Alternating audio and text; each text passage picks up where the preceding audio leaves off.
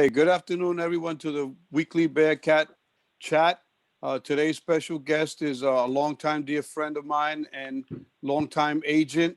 We met 1983 in Santo Domingo. He walked into the clubhouse during Winter League and was introduced to me by Omar Minaya. And since then, we've had a very good relationship. Ray is one of the finest gentlemen I've ever met, and his story is very interesting. He's a best-selling author, a New York Yankees executive producer, and inspirational speaker. Now, let me give you a little story about his background. His journey began decades ago when at 16 years old, he was caught spraying graffiti on a wall at Yankee Stadium by New York Yankees owner George Steinbrenner. As fate would have it, Steinbrenner decided against putting Ray in jail and instead offered him a second chance, making him the batboy for the greatest franchise in sports history. Ray was propelled into a dream job, sharing the dugout with the Bronx Zoo team of the 70s. He became a positive influence in the fiery clubhouse that included manager Billy Martin, superstar Reggie Jackson, and the legendary Thurman Munson. And for the next 35 years, Steinbrenner and Ray built a special relationship until Steinbrenner's passing in 2010. Steinbrenner's vision lives on through Ray. As a community consultant for the New York Yankees, Ray is immersed in ensuring that veteran players and Yankee rookies promote the tradition of the club's pride and inspiration by visiting terminally sick kids in hospitals and supporting the inner city youth throughout New York. He is the founder of Hank's Yanks, a not-for-profit competitive youth baseball team of underprivileged kids ages 10 to 18, sponsored by New York Yankees co-owner Hank Steinbrenner. Ray is an avid writer, publishing 4 children's books. His first book, The Boy of Steel, was #2 on the New York Times bestseller list and is currently displayed at the National Baseball Hall of Fame in Cooperstown. His third book, One Last Time, Goodbye to Yankee Stadium, reached #1 on Amazon's bestseller list.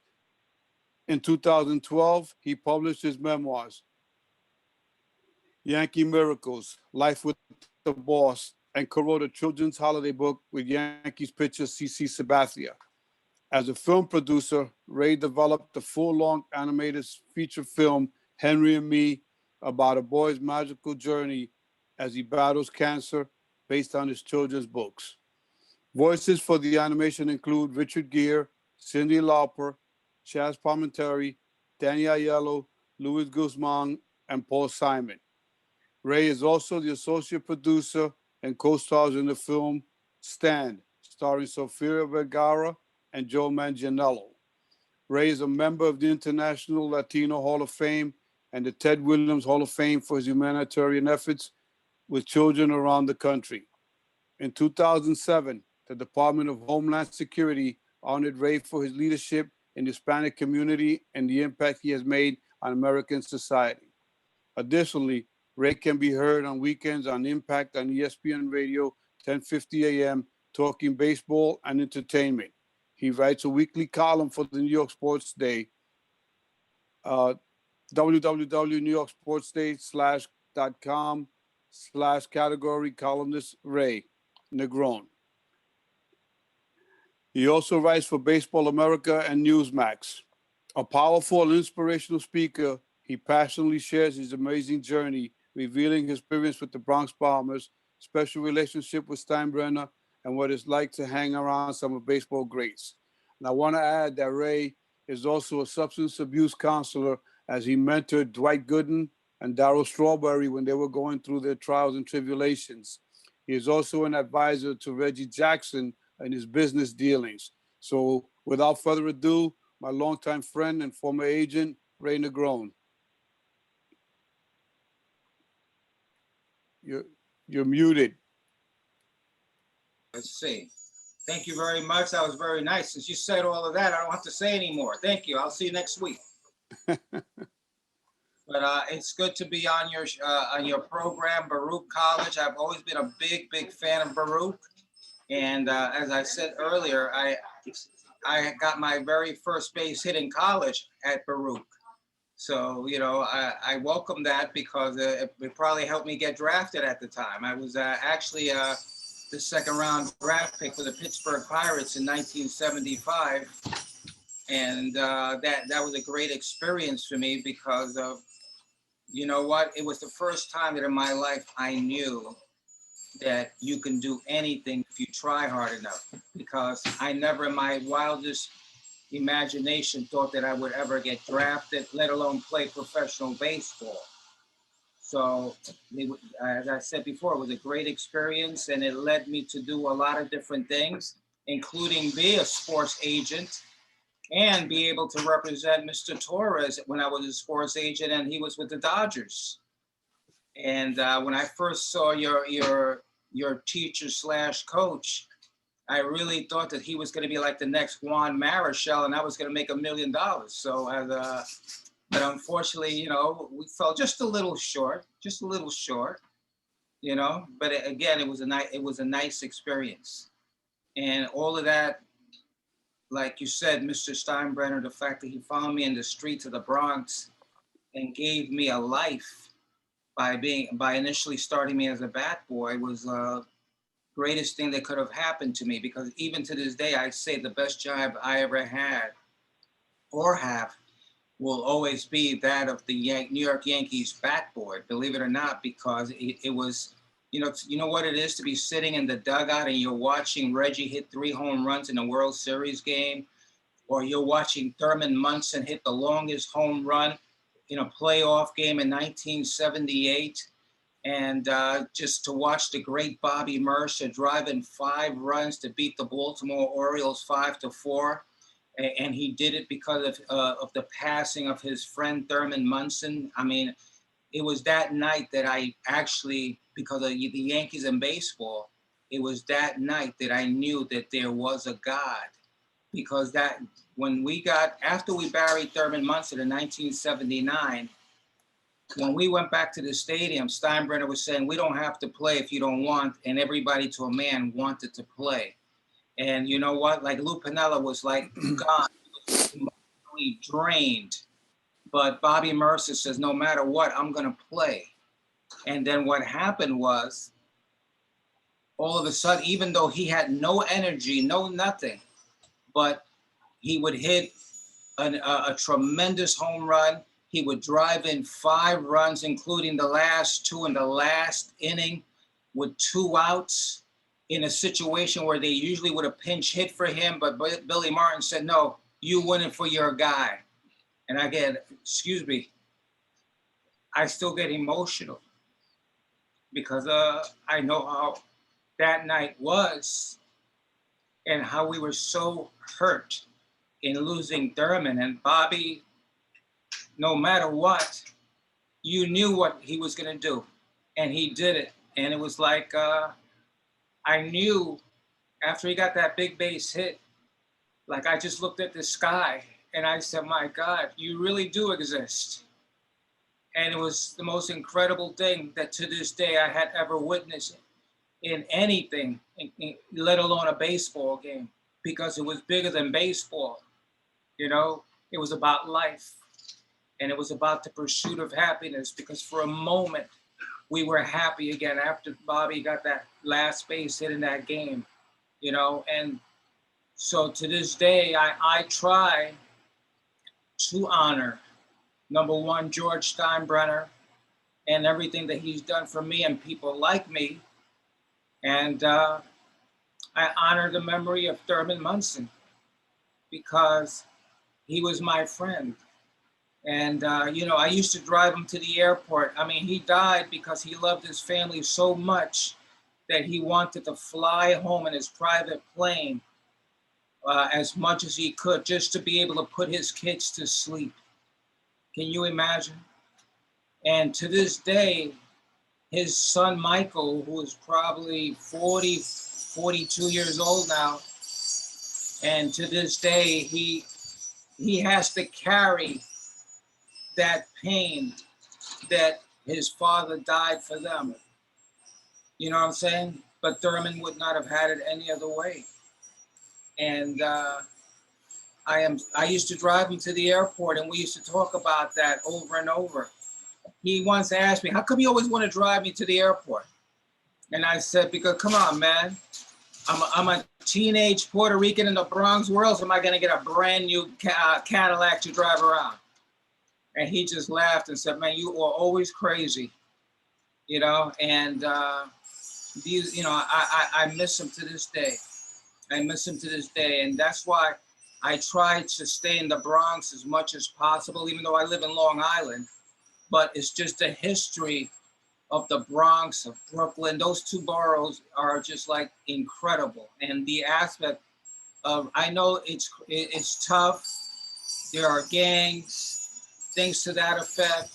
There's poor situations, but at the same time, the brilliance that comes out of these two boroughs is unbelievable, you know, and the people that have grown out of the Bronx. And so I love spending as much time as possible. I love coming to Arthur Avenue in the Bronx because it's beautiful.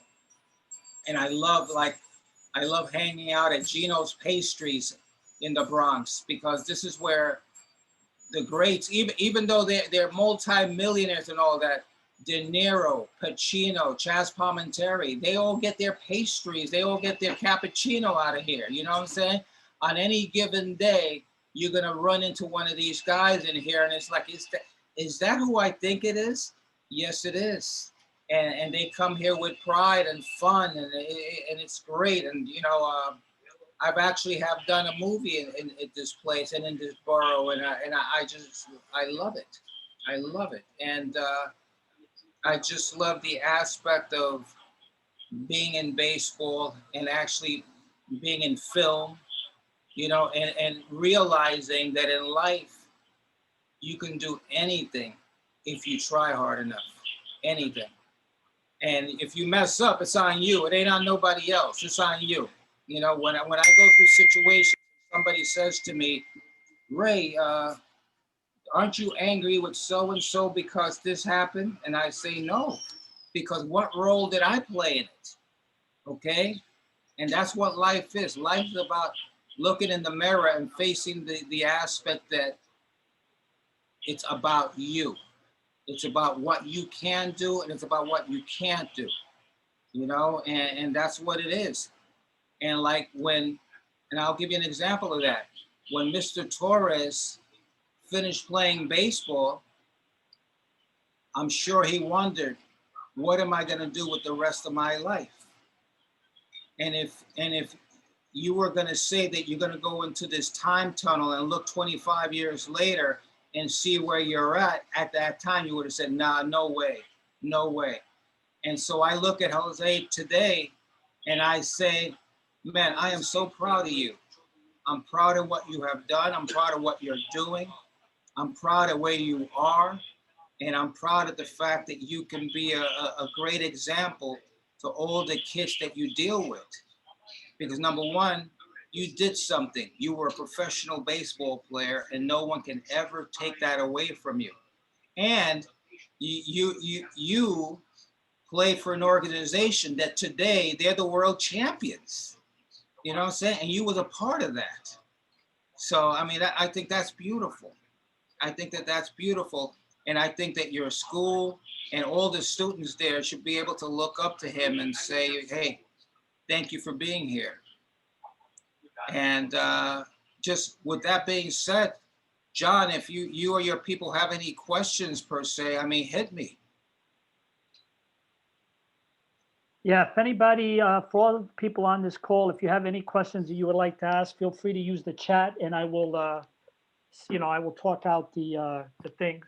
Um, we were talking, me and you, Ray, before, before we went live, that I remember you from 1996, and you've been involved with the Yankees all these years.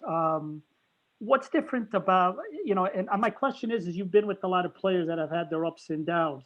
What advice can you give students right now who are, unfortunately, we're not playing for obvious reasons? What advice can you give in all your years of being in sports? And sports is about overcoming adversity and winning championships. What advice can you give students about trying to overcome these tough times and stay strong? What's your best advice? Well, number one, let me just say that this is the standard question that I've been dealing with schools all around the country, because they ask me that the same question all the time, and the kids and the aspect of them wanting to be on the field and all that stuff. And that's why I go to my friend Steve Vaccaro, who's a psychologist and someone that, in essence, he's trained for this. And Steve, what do you have to say in that regard? Well, first of all, I'd like to thank you guys for organizing this for the students. I think it's important to empower our youth, especially at these difficult times during this global pandemic that's ongoing. We don't have a vaccine yet. During this tension in our nation, it's divided. And what Ray has done, and I think you capitalize on that, is unite people, not divide. For all those years with the Yankees organizations, this guy here puts the smiles on other people's faces and all the community things that he does. And there's a quote, it's like, use your smile to change the world. Don't let the world change your smile. And I think the message that Ray and I've been fortunate enough to be part of the last couple of years is to present communities that are in need, especially during this pandemic.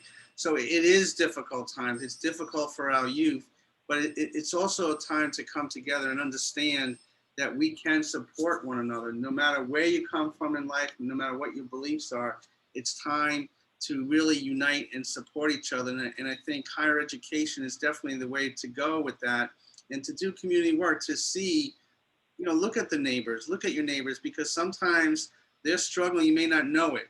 And during this pandemic, as long as we look at safe measures to help others, I think that's what we all should do. And I think I compliment you for bringing this Ray's work, lifetime work, to your school's attention on this. So I've been working with schools for many, many years, and it's about success. And some of the students always say success has to do with money or different things like that. It has nothing to do with money.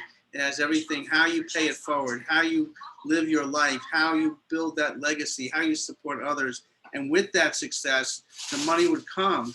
However, the focus has to be on helping others. And I think that's what Ray Negron has done for his entire life. And I've been blessed to be a part of that and to continue to give back. This morning, we organized within the Bronx 150 churches and community leaders to support the Bronx for Thanksgiving.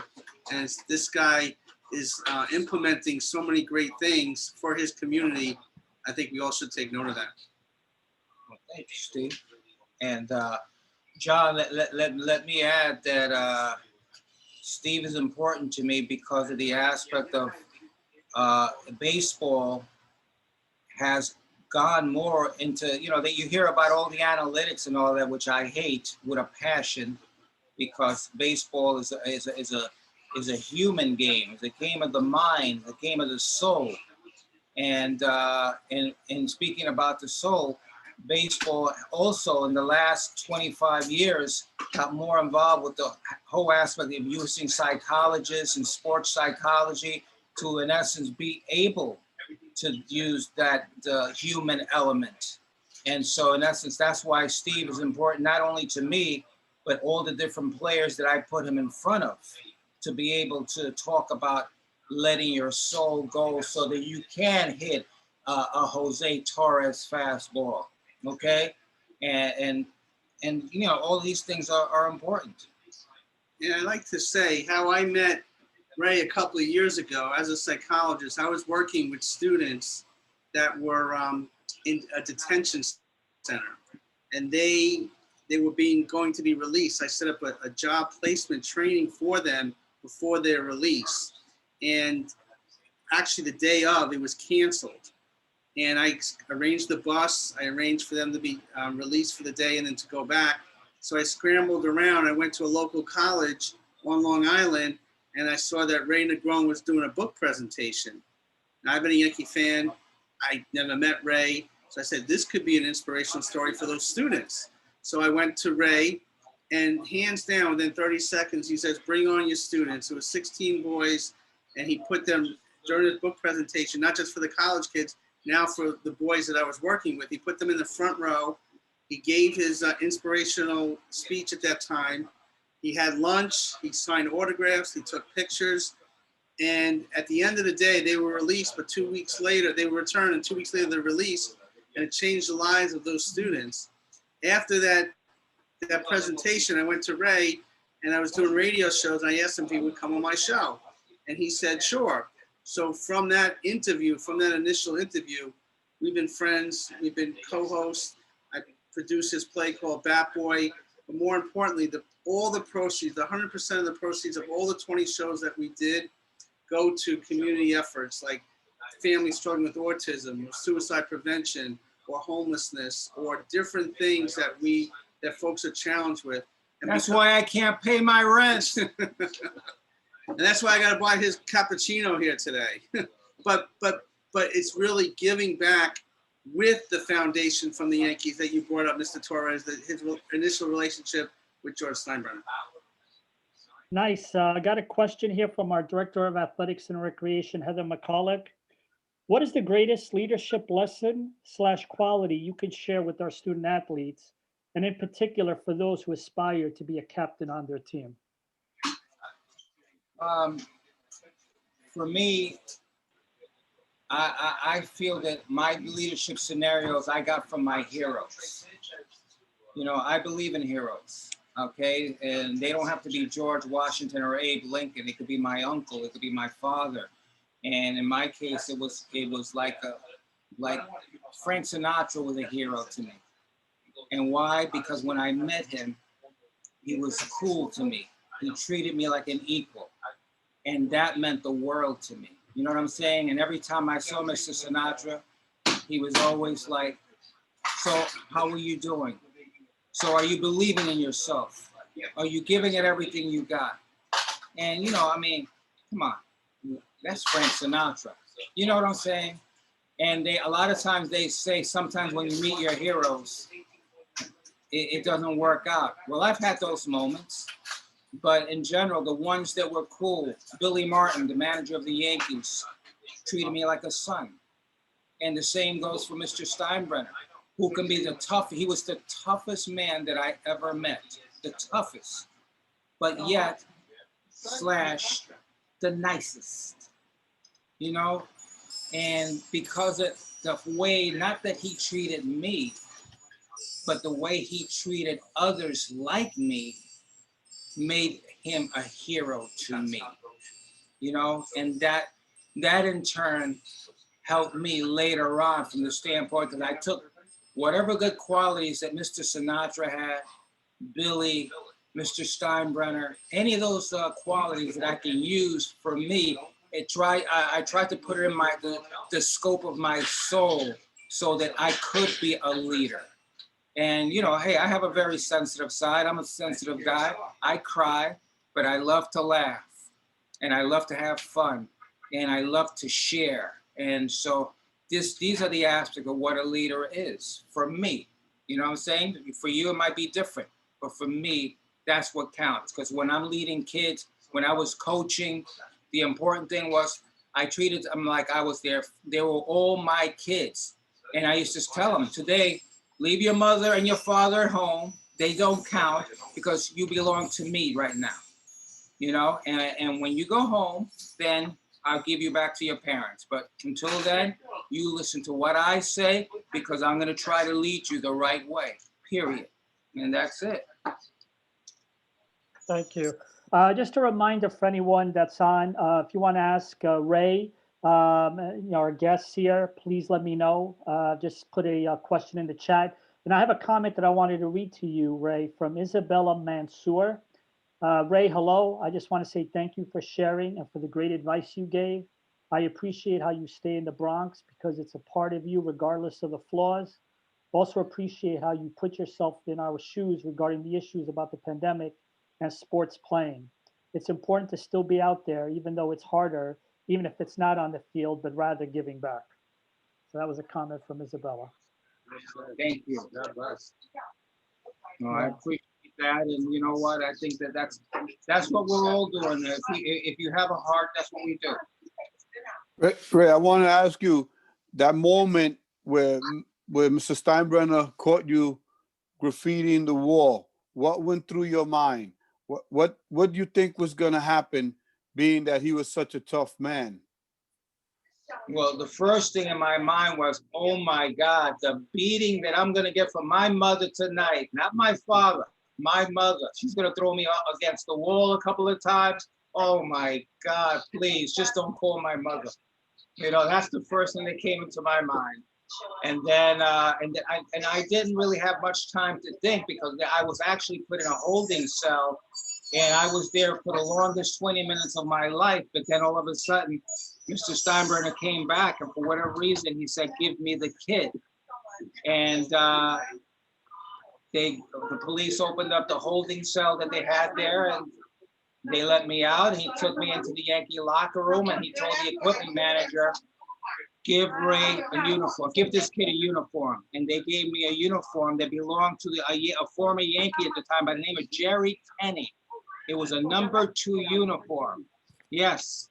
And because you could see they had took the 2 off, so it just still had you could see the stitching on it. And that was because that was the smallest uniform they had. And that night I ran on, I'll never forget that I ran on the field with Bobby Mercer that night to the tune of "Here Come the Yankees." And one of the proud moments ever, because of this whirlwind that I was going through, you know?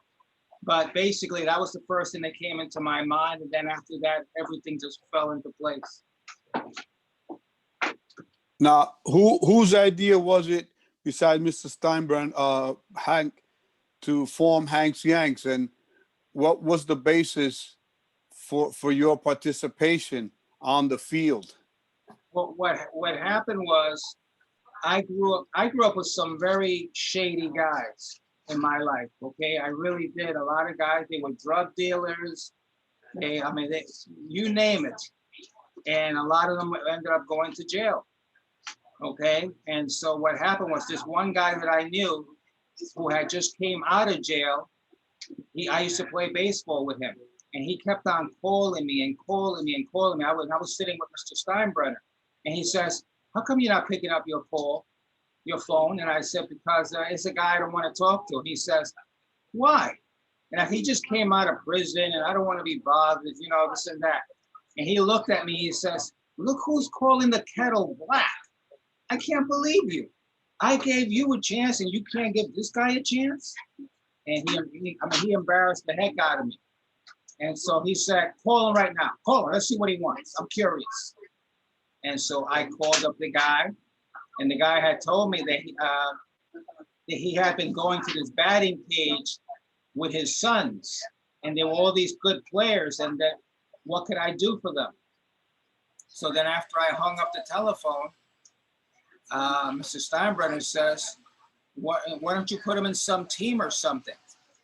So I said, why don't we just start our own team? And he says, "Well, you know what? Call Hank and tell him to help you." Hank was his son. And so that's how Hank's Yank started. You know, and I knew I wanted it to be Hank because it would get more respect by using the Steinbrenner name. And so we got all of these kids, well, you know, all the kids on Hank's Yanks, they were misfits, but they could play. And you know, the one thing that we made sure that I wanted kids of all nationalities. I didn't just want a bunch of Spanish kids. I wanted white kids, I wanted black kids. And we even went to Chinatown to look for a Chinese kid. How about that one? But we never could find one that could play. But that's what happened, and that's how Hank's Yanks was formed. Can I ask a follow-up question with that? Because just like George Steinbrenner left an intense mark on Ray, unfortunately, Hank Steinbrenner just passed away. So what are your thoughts about your relationship with Hank, but also carrying on what he set up? You know, every time something like this happens, whereas we lose a sibling or whatever, you know, I get nervous, because are the next people that are the bosses going to have the same passion as far as philanthropy, etc., to be able to come through for these kids? And so Hank Steinbrenner just died, and I'm nervous again, especially with the pandemic situation and all that. Because I need someone to really have the same passion so that I can do what I do. And that's the important of it. So time will tell all.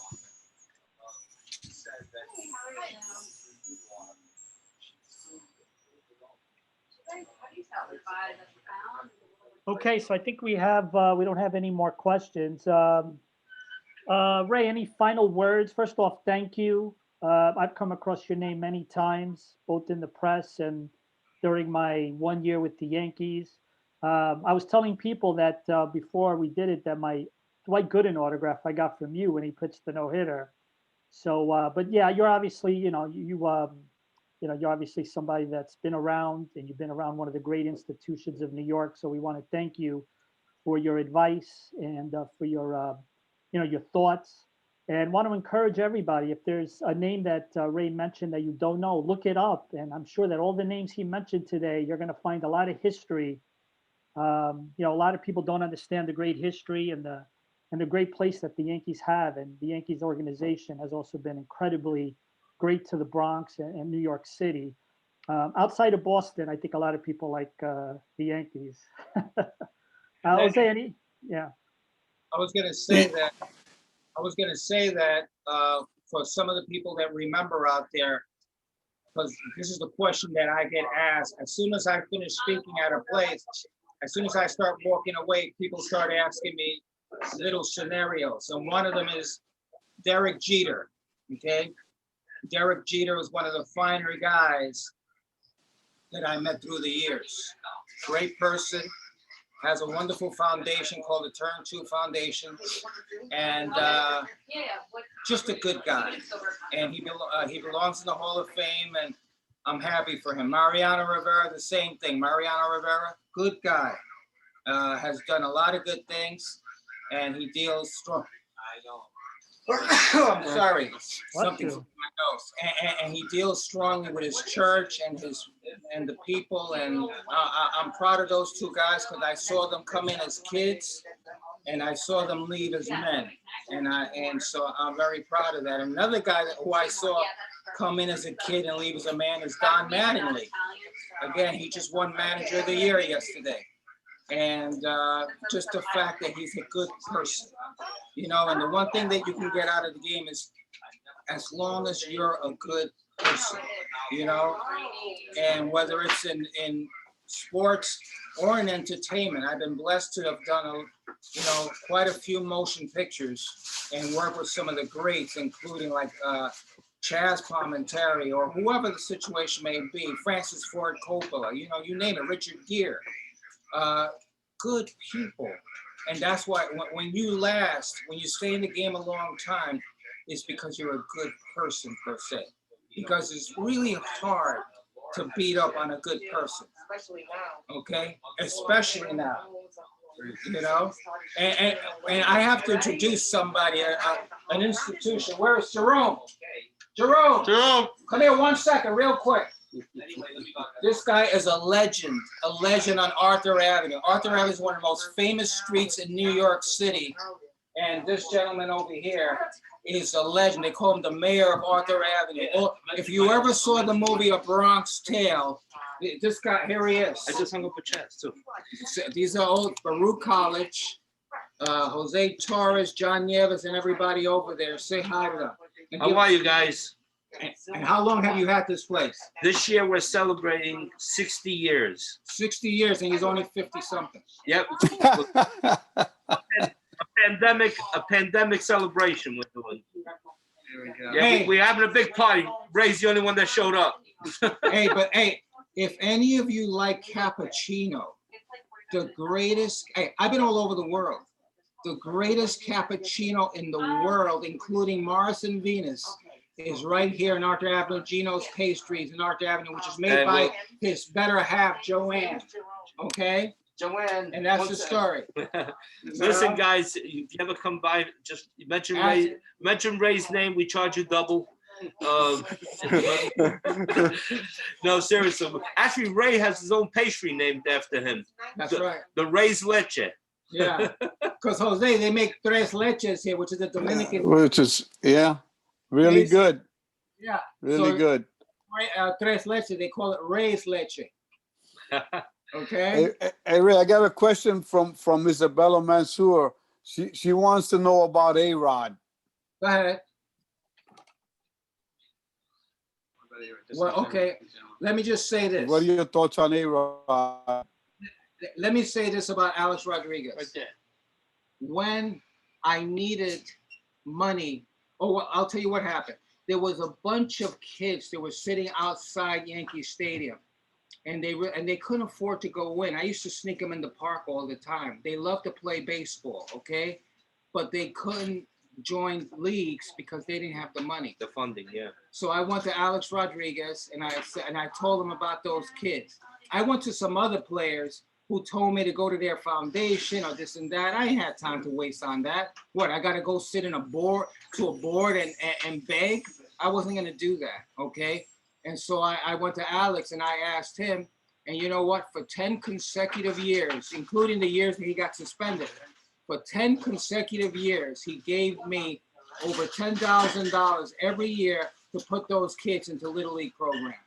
Okay, that's the Alex Rodriguez that I know. I know that we all have our faults. We all have our faults. But you know what? I found the good in him, and he did the right thing by kids who needed his help at the time.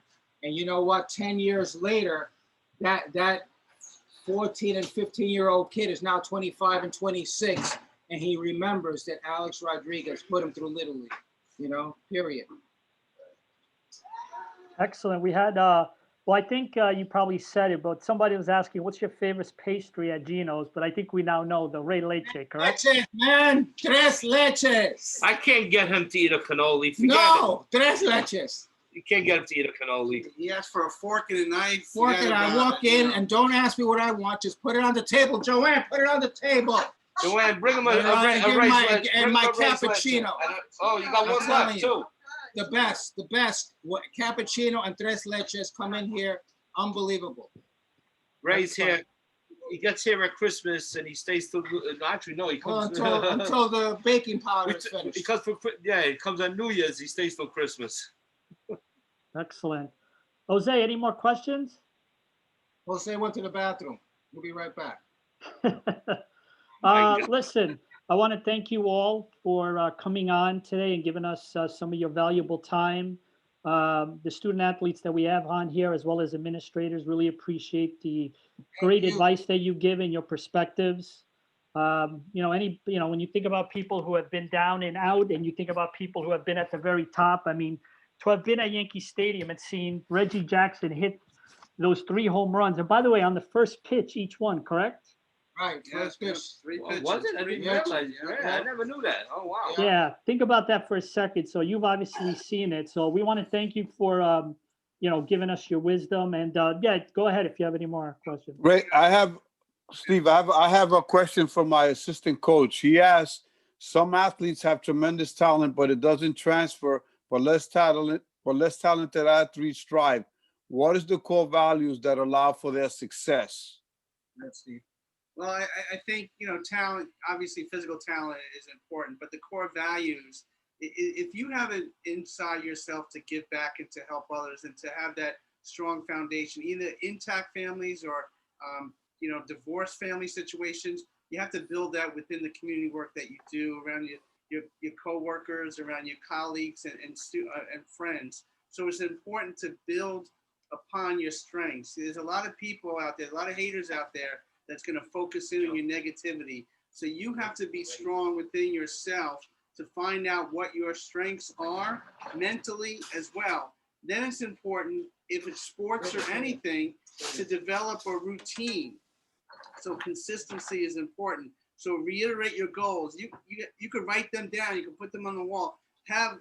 Keep your eyes on the prize, basically. If you want to make that team, you keep that going and you have the routine, either the consistency, your workout regimen, but also mentally. If your studies always come first. So do the studies, but focus in and balance. Balance is the key thing. If you do one thing too much, it's not going to help. I understand if you want to be a professional athlete, that's very important, but those core values and foundation are just as important to get those talents expedited and fulfilled. And I do want to say two things that for the students out there, you can either be reactive or proactive. It's always better to be proactive, because when you're reactive, you're going to your life around you, you're adjusting to that. When you're proactive, you can create your own world and then work with the circumstances around you. So you have a choice. We all have a choice to be reactive or proactive. And the last thing I want to say is that Ray and I do a show on Bronx Net called Reach Out with Ray and Steve every Monday night on Channel 68 from 8:30 to 9:30 p.m. The focus is sports, entertainment, and community. And it's the work like we're doing today is really the highlight of our show. So thank you, gentlemen, for including me along with Ray today. Thank you so much. Great advice. Great thinking. Jose? Yeah, I don't know if he's mentioned it, but Ray's always participated in a turkey giveaway with Cesar Prespa, a longtime Yankee scout who just retired and a dear friend of mine. They give out thousands and thousands of turkeys to underprivileged families in the Bronx. And I want to thank you for that. You know, to me, you're a great man. You've done a lot of great things for a lot of people because I've witnessed it. And the work you've done with Hanks Yanks is tremendous, and I hope it continues. And Ray, thank you for your time, and Steve also. And good looking to the leche there. Make sure you send the package down to. Make sure when we get back to school, you send a nice box of that to all the student You know what? athletes. I promise you. I promise you you'll get it. Okay. Thank you. You guys are great. Stay safe. Yeah, God bless all the students. Have a great holiday. John, you good? Yeah, we're all good. First off, thanks to our guests today. You guys have been fantastic. Want to also thank everyone that's on this Zoom. Just a reminder, we'll have this up on Baruch Athletics YouTube. We'll also have the audio portion of this up on Spotify, Google Podcast. You know, we're all over the place, thankfully.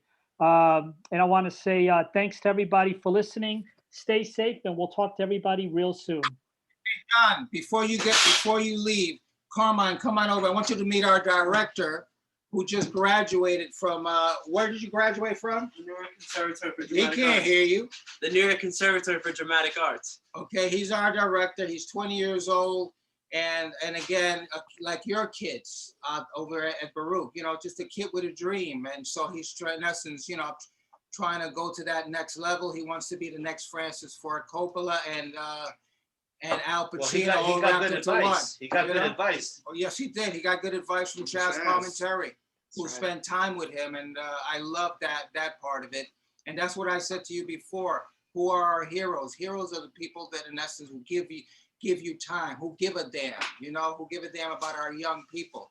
I once asked George Steinbrenner, how can I pay you back for saving my life? Because in my home, I lived, there were 7 boys. There were 7 boys, okay? 6 of them are dead. And they lived in and out of jail, and you name it. And then there was me. And why am I lone man standing? Because I had the Yankees and Yankee Stadium as a cocoon. Whenever I had issues at home and things were bad, I ran to the stadium. I remember 2, 3 in the morning, and I would jump on a subway to get back to the stadium because there was bad stuff going on. You understand? And so suppose I didn't have that. Suppose I didn't have the Yankees, you know? So I said to Steinbrenner, please, what can I do to pay you back? Because you gave me life. And he said, just be good to the people behind you. Don't forget the people. Don't forget the people that need help. If I hooked you up, you hook them up in any way you can. And that doesn't mean monetarily. That just means that, hey, I remember one time I was feeling low as low. And this is George Steinbrenner, the owner of the New York Yankees, telling me, let's take a ride. And I jump in his car and we ride around the Bronx. You know what I'm saying? And one time we saw like this really poor guy that was just messed up. And he said, Jesus Christ, imagine having to deal with that every day. And then I looked at him and he said, what? And I said, I deal with that every day. And he was like really, really quiet and realized what he had said. And then he just said, you know, I'll always be there for you, right? And he was. Well, Haley Swindell says it best. He did so much good that no one knows about. And I think she said, if more than 2 people know the good that you do, you did it for the wrong reasons. And you know what? And That's so much good. he did a lot of great things, but No one knows. At the end, like the last 5 years, I used to say to him, see, you started hearing more and more about what he did because I started to let it out. That's why I did my book and things to that effect. And I had told, at the end, he knew that I was right because I said, I don't give a I almost cursed, I'm trying not to. But I said, I don't give a damn, but because people need to know what you do because we live in a copycat society. Yeah. And I rather people copycat the good as opposed to the bad. And you know what? When people saw what he had done and what he was doing, now all of a sudden everybody wants to be a savior, okay? And that's why I always loved telling the good that he did, not just for people, but the fact that what he did for me, because I'm living proof. You know what I'm saying? I can talk about the aspect of what he did for me because today I'm breathing and my cousins and the siblings that lived with me are gone. You know, and every time I go to the cemetery and I see that, I think about this could have been me. So today I thank George Steinbrenner very much. And that's it. Thank you. Great words. Play it forward also Thank you. is what life is about. You know, always do for others and eventually it comes around. So thank you so much. It was you spoke from the heart and on behalf of Brew College Athletics, thank you. And thank you to my good friend over here, because this is my brother over here. And just like the old Yankee Stadium, I can't go to Yankee Stadium because of pandemic, but I can come to You could always come to Jerome's. Geno's. And you know what I'm saying? And see his wife, who's the best. I sneak a kiss every once in a while, you know, unless he sees me, but that's okay. That's all right. You know what? He keeps on buying the tres leche. I'll let him kiss her. Hey, listen, guys, I'm keeping my word. If you guys ever need anything, let Ray know. Absolutely. All right? And then on BronxNet, Channel 68, reach out with Ray and Steve every Monday night, 8:30 to 9:30 p.m. Channel 68. You got to check But it out. they don't get Baruch. Oh, they got BronxNet. Well, some people may live in the Bronx. But they can get on. Fios as well. 2134, I think. 2134. No, and what's the other one? Hey, you guys keep forgetting these kids are more wiser than us when it comes to all this social media stuff and getting all these channels. On YouTube Monday, live. 7 o'clock on YouTube. Reach out with Ray and Steve on YouTube from 7 to 8 From p.m. 7 to 8. YouTube, Live. 7 to 8. Yep. Excellent. Thank you so much again for Okay. your wise words. Jose, thank you for your time. Thank you. And take care, everybody. Okay. All right. Thank you, Ray. Ozzy, see you.